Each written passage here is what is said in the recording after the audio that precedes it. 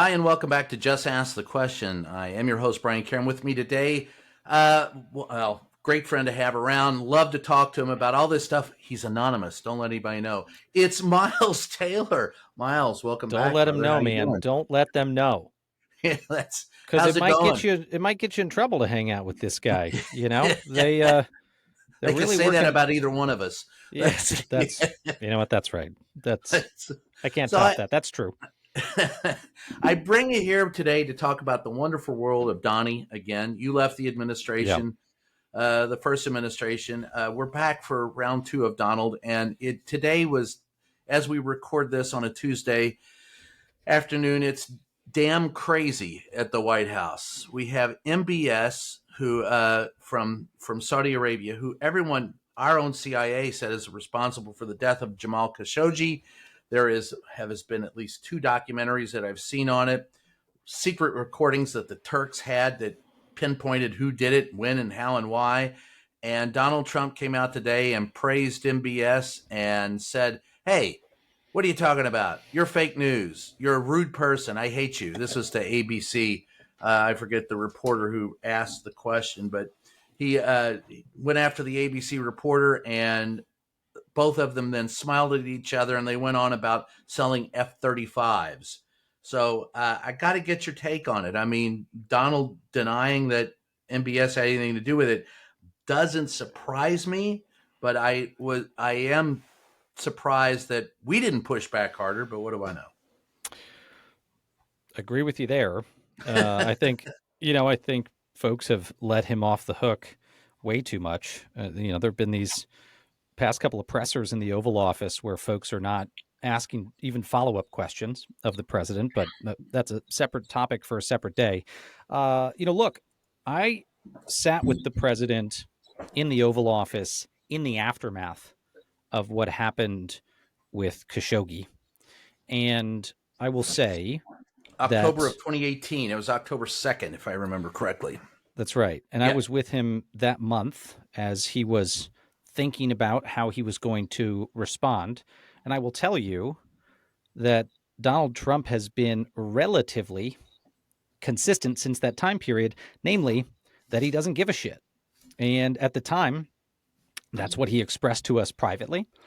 He said to us, why do I even care about this? Why do I need to talk about this? Why do I have to take a position on this when, oil could be at 75, 100, 125, $150 a barrel? And, look, you could agree with that logic or find it abhorrent. But the fact of the matter is the president very directly was saying, in a sense, I don't care who this man has killed because I want him to like me and I don't want him to raise oil prices in a way that could affect my presidency.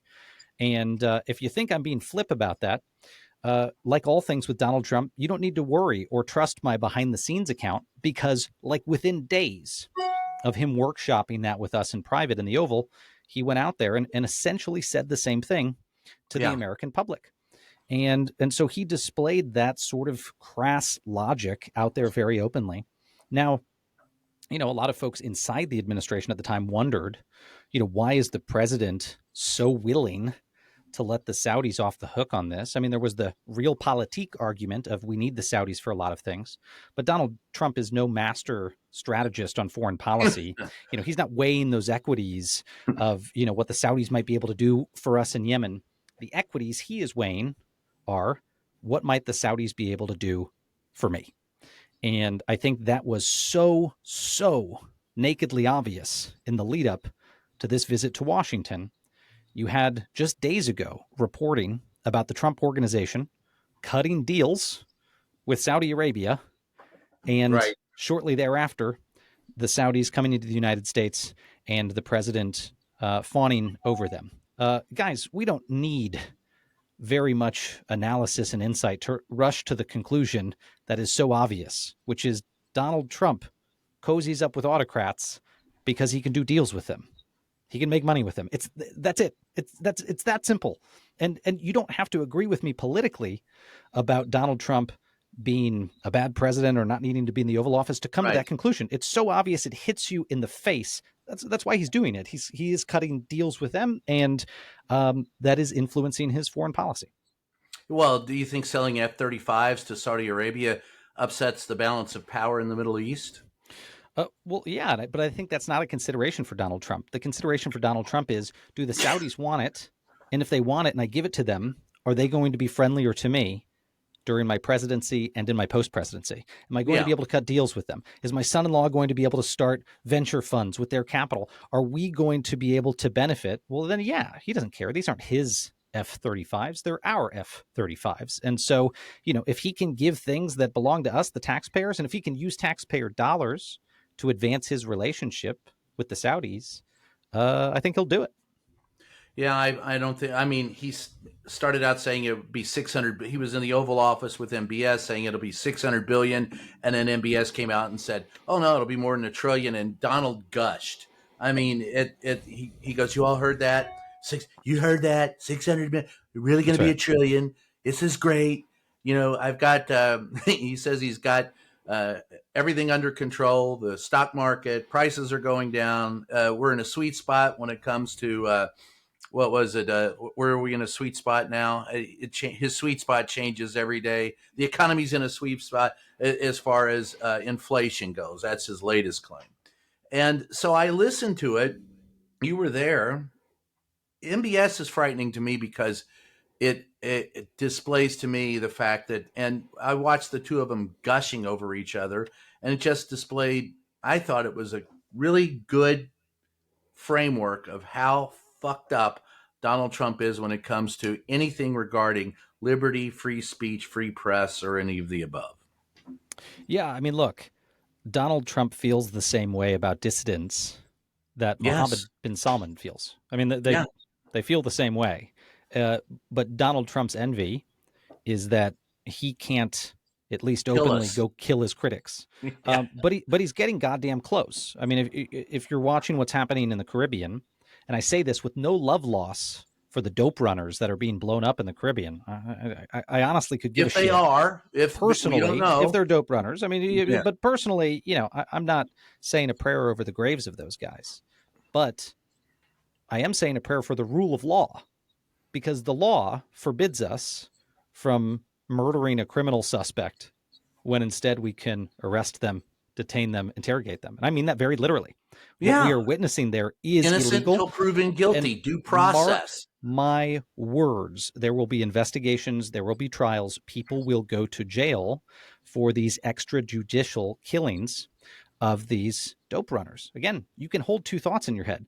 These people Right. suck, they're criminals, they should rot in jail, but they should rot in jail. There's a reason we didn't send a Hellfire missile into Jeffrey Epstein's condo, because even if someone's guilty of heinous crimes, you don't get to just choose whatever means you want to hold them accountable. And so I say that because the same Donald Trump, who thinks it's acceptable and macho and tough to go launch airstrikes against individuals who've not been convicted of a crime, is the same Donald Trump who sits with an MBS and envies his ability to crack down in Saudi Arabia on dissent. And that goes almost to every single level, Brian. I mean, the Saudis just a few months ago executed a top comedian who had been mocking the regime on social media.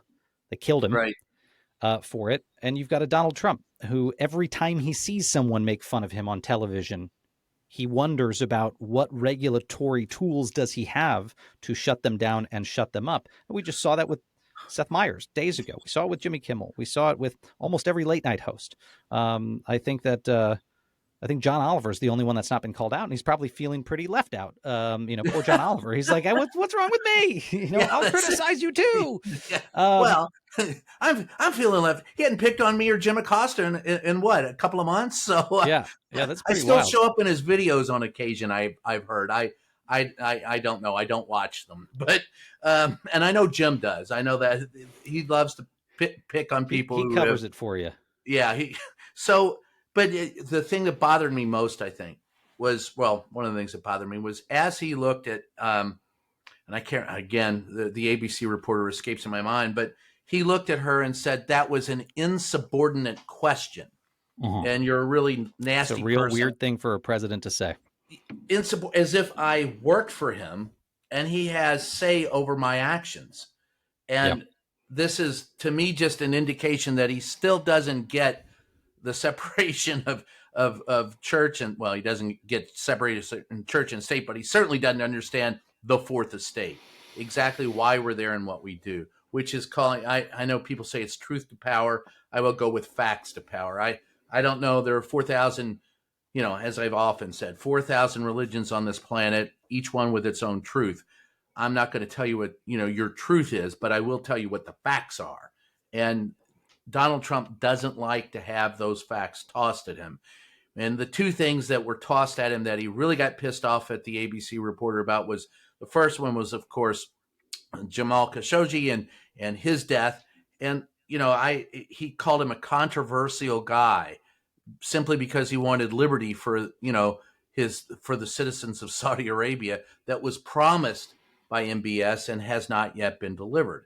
So to me, that shows you're right. Donald Trump would love to be able to execute a reporter if he could. Yeah, He's and right. remember, Jamal Khashoggi was a U.S. person. He had Yes, legal status in the United States of America. worked Not for the that we should. Washington Post. That's right. Worked for the Washington Post. Was an American journalist. It's not like he's a foreign national that didn't set foot here. I mean, an American president has an obligation to defend U.S. persons. Now, I'm not saying for all of time the relationship with the Kingdom of Saudi Arabia needed to be forever tied only to what happened to Jamal Khashoggi. But what I am saying is it's incumbent upon an American president to first stand up to the interests of his citizens, especially citizens who are murdered by a foreign power.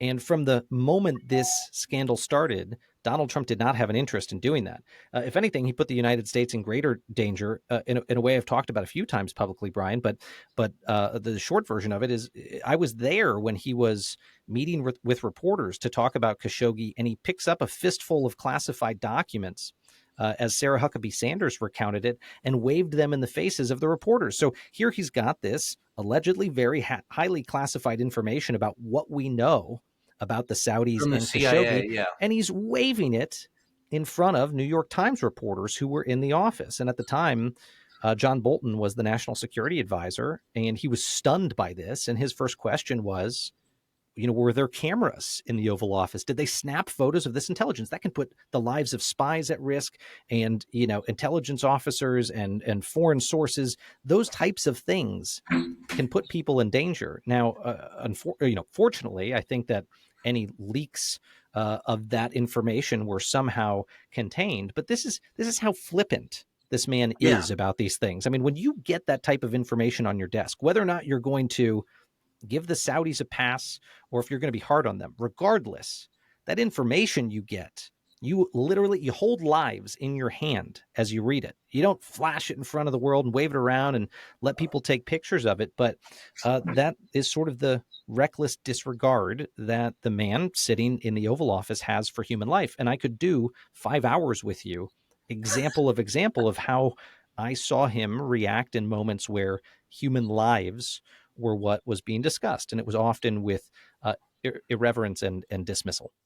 Yeah, that's it. And there are those. Well, look, I mean, there are those who are going to complain that Biden did the same thing. He went to Saudi Arabia, fist pumped, MBS, but he apparently did tell MBS he held him accountable for the murder.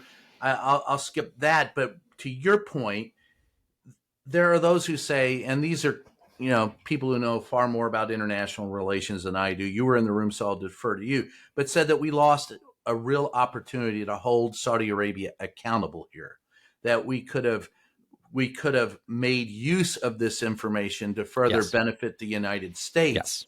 and hold him, MBS, in check. Yeah. Agree? I mean, I was one of the last U.S. officials to travel to Saudi Arabia to meet with the regime before Mohammed bin Salman consolidated his power. I may have been the last.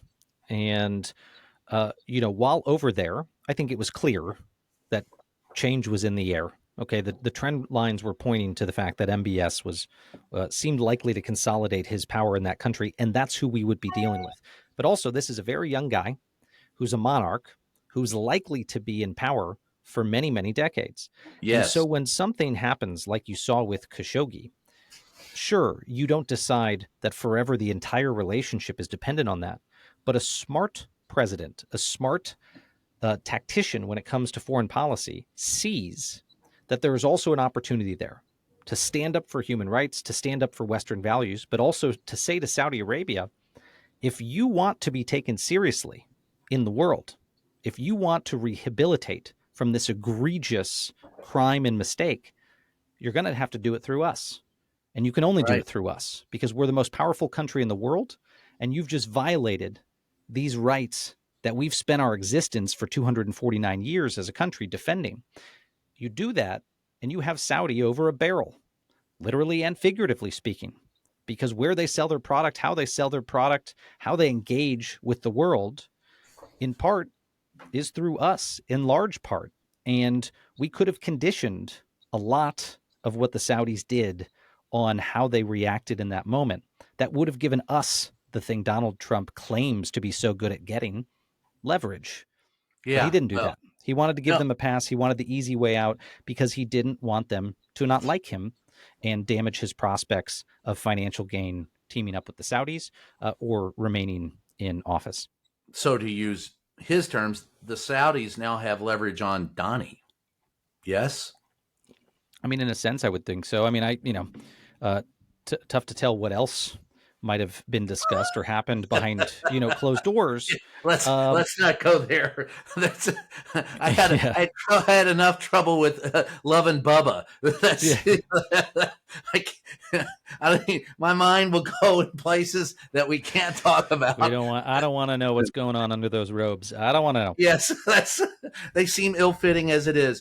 But that's, all right. The other thing that they talked about, and this one I want to get into, the Epstein files. Okay, so Yeah. Donald Trump as let's really unpack this. I think Eric Swalwell said it pretty well. I think others have said it well. Donald Trump changed his mind at the last minute and said, go ahead, vote for the Epstein files. I'm for it. And as we speak, about an hour ago, overwhelmingly, it was voted to release the Epstein files. Only one nay, and I think it was from Louisiana, someone who must be attached to Donald Trump's posterior in more ways than one. So but this doesn't mean that the Epstein files will be released. It now has to go to the Senate. It will be considered at the Senate level. It may never even get through, may never even bring it before the Senate.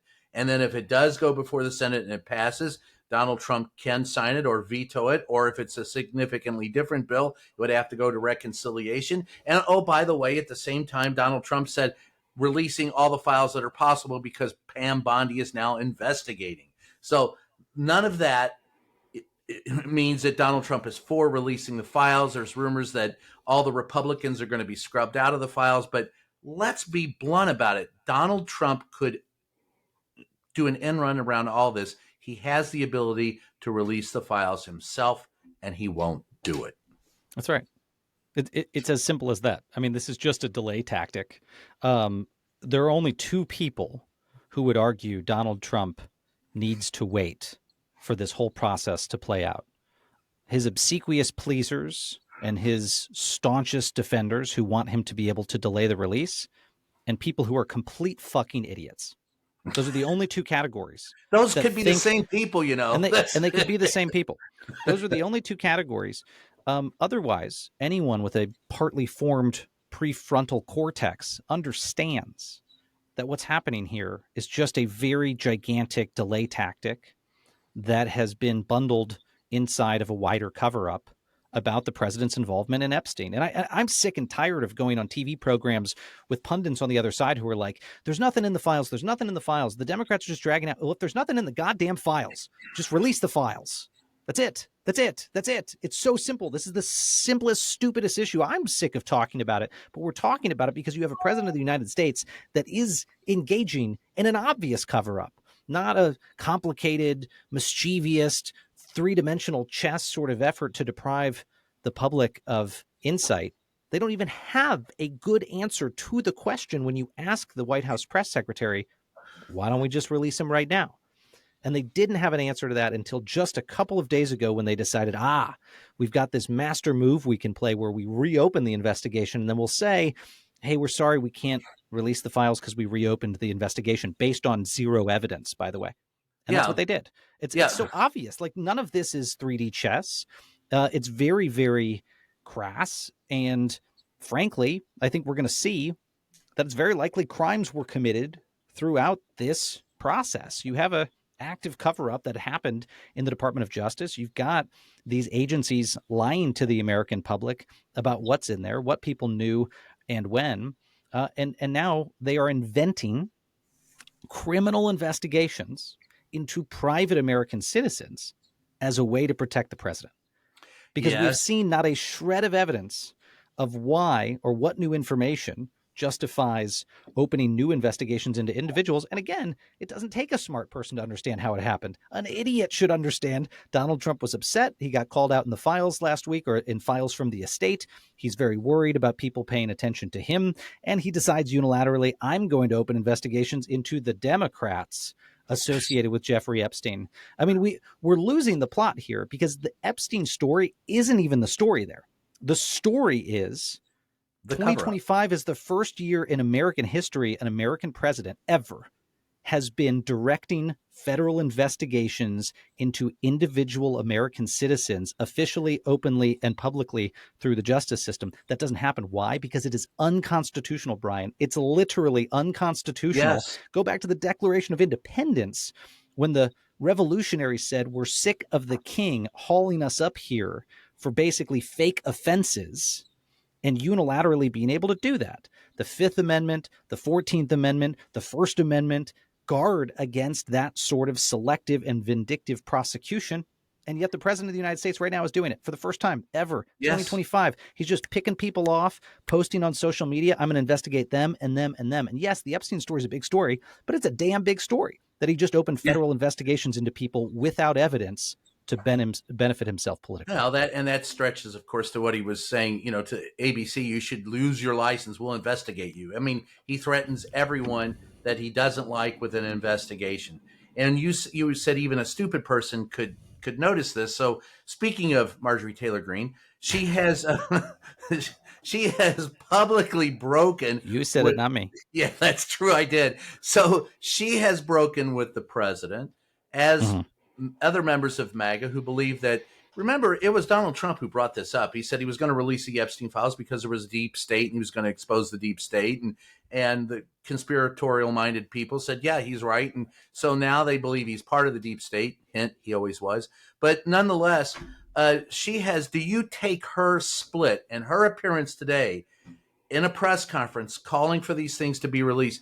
Do you believe that that is legitimate? Because Donald Trump has also in the past broken with people many times, and they've always come back to, and Bannon is one of those, Cruz, J.D. Vance, they've all called him horrible, nasty things. And then 2 or 3 weeks later, they're back in his inner circle. Do you think that's possible or do you believe that this is a real crack in the MAGA, skull?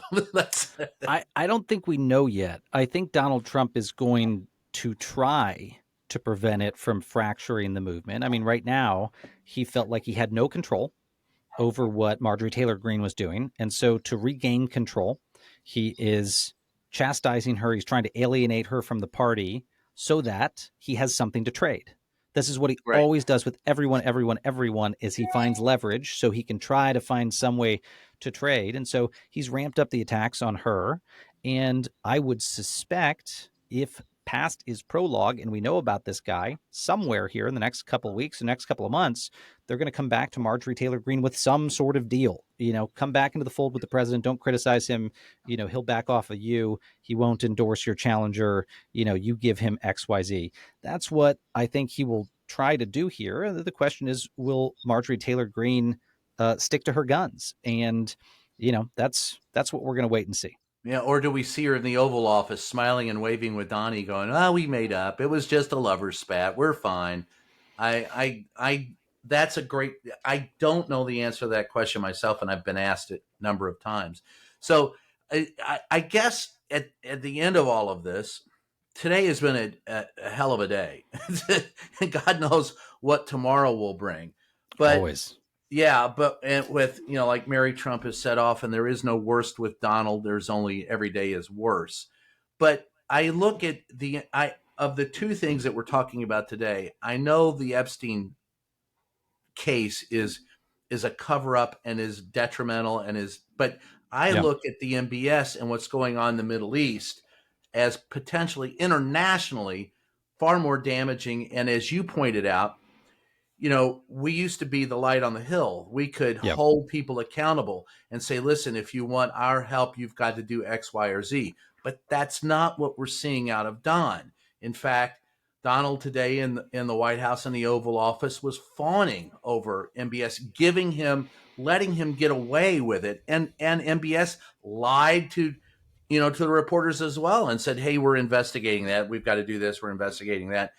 Garbage. It's all garbage. And I just wonder if Marjorie Taylor Greene's split from him because of Epstein, combined with what we're seeing with his obvious lying about Khashoggi, means anything in the long run, or is it Donald Trump as usual? Well, I'll say this about the Saudis. I would agree with you on the broader implications. I mean, if we're weighing these two issues in terms of human lives affected, a lot of human lives, innocent people affected by Jeffrey Epstein's crimes.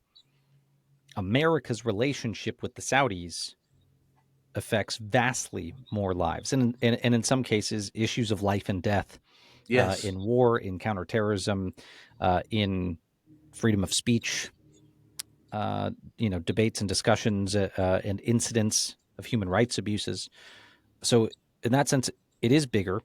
I would also say this: I'm not arguing, and I've never argued that we shouldn't have a relationship with KSA, the Kingdom of Saudi Arabia. Right. Uh, the United States has to interact with every country in the world. You will always have a relationship of a certain level, but there's a difference between that and a very, very close friendship. And there's a reason why our closest allies are democracies. The world is safer when we are friends with democracies.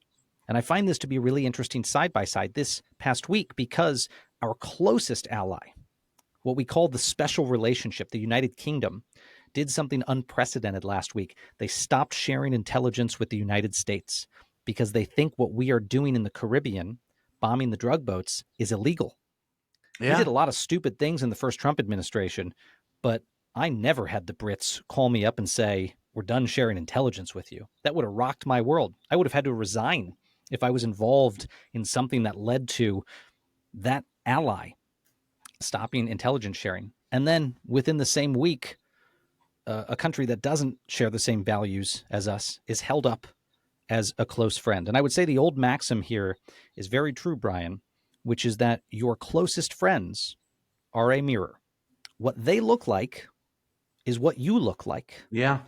And if the president of the United States is saying our friends are people like Vladimir Putin in Russia and Mohammed bin Salman in Saudi Arabia, you need to say very clearly he wants to be like them. He wants to look like them. He wants us to be acting more like them rather than the other way around. That should give people pause because you note a shining city on a hill is the symbol of what the United States was always meant to be, a free and open society. But Donald Trump seems to want us to mirror societies where leaders have centralized control, engage in centralized planning, and where when a reporter asks a question, it's considered insubordination rather than a fundamental right. Wow. That's a great way to close. And I Well, hope you all sleep well tonight. yeah, so what do you got to plug, Miles? Where are we, brother? Well, find me on most socials at Miles Taylor USA. You can find me on Substack at defiance.substack.com. But screw all my socials, skip all of that. If you want to do anything, go to defiance.org. It's an effort that we stood up in the past month to basically once every single week serve up Americans with options to fight back against abuses of power in Washington. And frankly, Brian, that was born out of frustration. I'm sick of people asking me, what can I do? Right. And it's frustrating that the answers are just not so readily available. Every American shouldn't have to go onto Google and find out, I don't know, what can I do to push back against violations of the Constitution and attacks on free speech? So Defiance.org is a club for courageous Americans who every week get different options to be engaged to protect our constitutional republic, regardless of how they have registered to vote. God bless you for that, man. Well, listen, thanks for joining us again. I love having you around. You got to come back always, because I could literally do 2 hours just sitting there talking about the abuses of civil rights and free speech. And, but I appreciate your insight into both of the issues that we're discussing today, because man, there are a lot of people with a lot of wrong ideas about what's going on. So Miles, thanks. I appreciate it, man. Come back, please. Thank you, Brian. Yep. And this is Just Ask the Question. I am your host, Brian Karam. Thank you for joining us. We'll catch you next time.